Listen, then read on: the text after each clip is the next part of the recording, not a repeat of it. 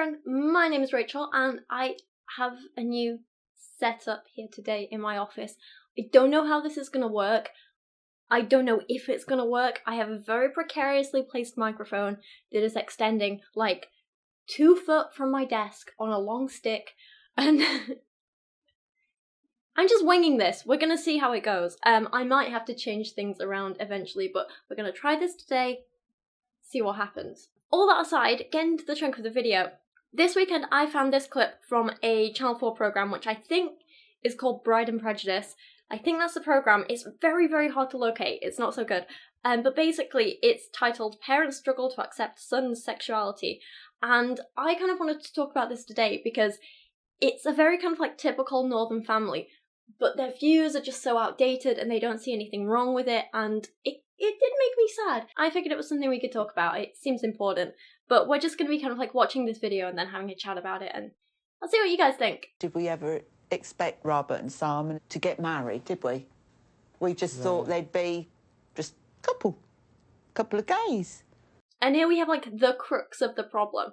When people are homophobic or intolerant of gay people or whatever, they don't seem to see that like same-sex relationships are just as legitimate as any other relationship. Making this weird distinction between like a couple who gets married and a couple of gays, it's silly. Like, why shouldn't a same-sex couple get married? To me, and to I guess like most of you guys, it just seems logical that like if a couple is happy, they might want to get married or they might not. It's a very personal choice, and it has everything to do with the individuals and nothing to do with their sexuality. It's not something that you wake up one morning and think, oh, I wonder if I'll have a gay son. It just lands on your doorstep and you have to deal with it. And again, I think this is a big problem. I'll admit, maybe for someone of his generation, it's not something you ever had to think about because people weren't openly gay, back when he was younger. Like, now it's far more acceptable and people feel more comfortable telling people and being open and honest about it. But the number of people who are gay haven't changed. It's just the number of people who are willing and open to talk about it that has. And I think this is something that parents are going to have to think about. And I think this is something that parents should be thinking about and that parents probably are thinking about now and being aware of. And it's important that for future generations, like, kids don't feel afraid of coming out and telling their parents, and that it should just be normal. I'm not even sure that, like, coming out should necessarily be, like, a thing. Like, I know that it is, but I don't think it should be. That said, I was still kind of, like, terrified to tell my family when I was dating Dan, so that was weird. But I feel there should be no extra fear if the gender's different. I'm just rabbiting in this video. Damn it, I'm not very good at this. A traditional wedding to me is a man and woman getting married. Yeah. Traditional maybe, but that doesn't mean it's the only way. It doesn't mean it's the right way.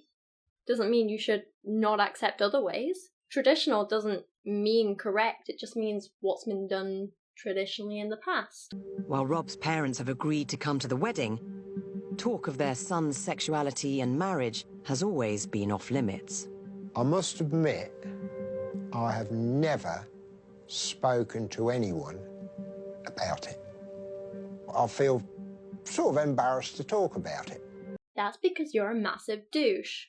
Okay, like, I admit, talking about your child's sexuality and relationships can be awkward and weird. That's the same for everyone, not just when you have a gay son or daughter. Like, you don't want to talk to your kid about what they do with their bodies in their free time. That's not something you want to talk to your parents about. That's not something you want to talk to your kids about. Relationships, on the other hand, and the fact that your child has found someone who makes them happy and who cares about them, that is something you should talk about and want to celebrate. The fact that he's embarrassed about it because his son's found someone who loves him who happens to be the same gender as him, it's just so disgusting to me that you're embarrassed by that. Like, my parents were always going around and, like, telling people how great Dan is and how much they love him, and I think they prefer Dan to me. But they always talk about Dan and how great he is. And my parents treat Charlotte, my sister's wife, as just, like, another daughter, basically. And they're always like, so when people ask about us, it's like, oh, What's Sarah Jane and Charlotte doing? What's Warren and Rachel doing? What are Rachel and Dan doing? My parents have a great way of treating all of us as equal, including our partners, you know? So, like, you know, at Christmas, my parents, they don't really give us presents, but they save up money throughout the year and they give us money as a gift so we can do what we want with it. And it's a really nice thing that, like, even from his first Christmas with us, my parents gave Dan exactly the same as the rest of us. So, like, me, my brother, my sister, their wives, and my boyfriend, we all get exactly the same from my parents at Christmas. And I like that because, you know, it's not treating them as outsiders or different, it's just accepting them as part of the family, which I think is great. And I'm not saying, like, parents should accept their kids' boyfriends or girlfriends or wives or husbands or whatever. Like, I'm not saying they should just blindly accept them, but I'm saying that if your kid has found someone who makes them happy and treats them well and really, really loves them, then that is something to celebrate and shout about and be happy about, not be embarrassed about because that person happens to be the same gender as your kid. I'm absolutely dreading the point where the minister says you may now kiss the groom with the bride. For what? Really? I feel like if you have this much of a problem with a man kissing a man, then maybe the issue is with you, not with the couple. He just seems to think, oh, it's a bit weird, I don't like it. So bizarre. I admit, you know, sometimes parents don't want to see their kids kissing people and stuff like that. But it's a wedding. You deal with it, you man up. It's one kiss. And, it makes me angry because I know that the dad wouldn't be saying this if his son was marrying a woman. Rob has never spoken to his parents about his sexuality since he came out 6 years ago. But with the wedding looming, he's decided that it's time to talk. I would like to know, are they embarrassed of me? Are they homophobic? It's getting to that point, it needs to be discussed. I'd like to know that I've got their full backing and their 100% support on the actual day. This just makes me so sad. Hello, mate. Are you all right? Yeah, not too bad. We need to talk because I've got a few concerns. Right. How you've not shown any interest in the wedding. No, I didn't know there's any reason why. We've done this all before. This is different this time. How's it different? So for a little bit of background, from what I can gather, this guy has been married to a woman before, and obviously it didn't work out because, you know, it was a woman and she wasn't right for him. But I think they broke up and got divorced, and now he's marrying a man. And so his parents were supportive of the last wedding, but not this one. And now his mum's like, oh, it's because it's different. It's not that they're not supportive because it's his second wedding. They're not supportive because it's to a man and they don't think it's a real wedding. So douchey. It's nothing that we've ever experienced. What? Well, a gay wedding. That's okay. It's new. It's different. This is something you're coming to terms with. That's fine. You can say that. But talk to your kid about it. Be open with him and say, I don't know how to deal with this. I don't know what we're supposed to do here. What would you like us to do? How can we best support you? That's what you do. You don't just ignore the situation, pretend it's not happening and be like, you know, I guess he's getting married, but we're not going to talk about it. Like, that's stupid.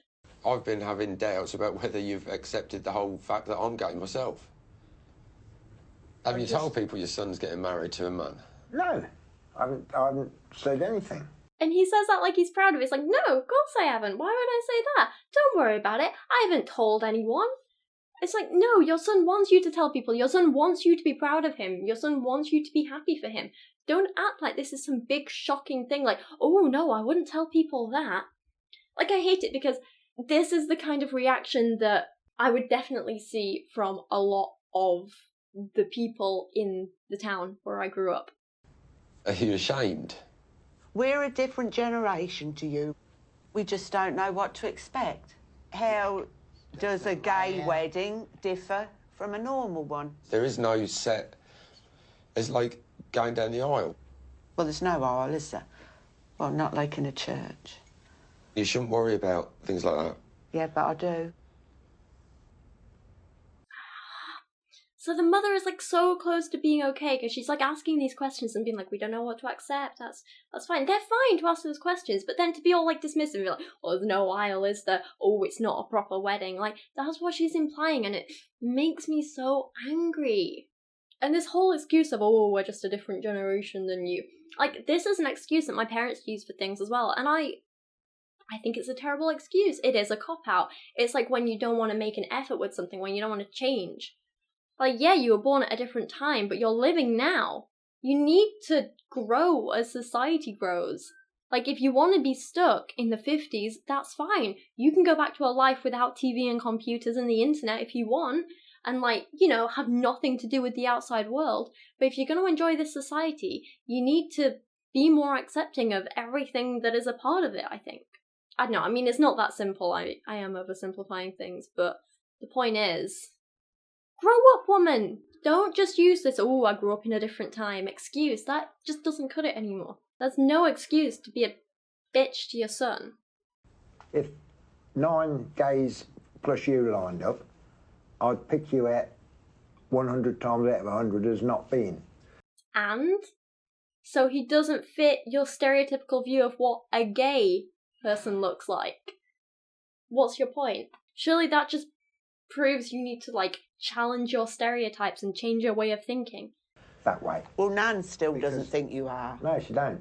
Of course she does now. She doesn't. She don't. She don't. She don't. Again, this is something else I hate. It's like this family. I think these guys are from Yorkshire as well, and it's a very Yorkshire thing that no one says anything to anyone's face, and I hated this when I lived there. And my family, my parents are actually still very guilty for it, and a lot of my family, and I really hate it. They'll, like, talk about each other behind their back, but never say anything to their faces. So if people have a problem with someone, it's like, if my mum has a problem with something I've done, she'll go tell my sister and my brother, and then they'll have to tell it to me, because my mum won't say anything. And then I have to go confront my mum and be like, Mum, why don't you like this? And then she'll be like, and she'll not want to talk to me about it. I hate this. And it sounds like this is exactly what's going on with the gran or the nan here.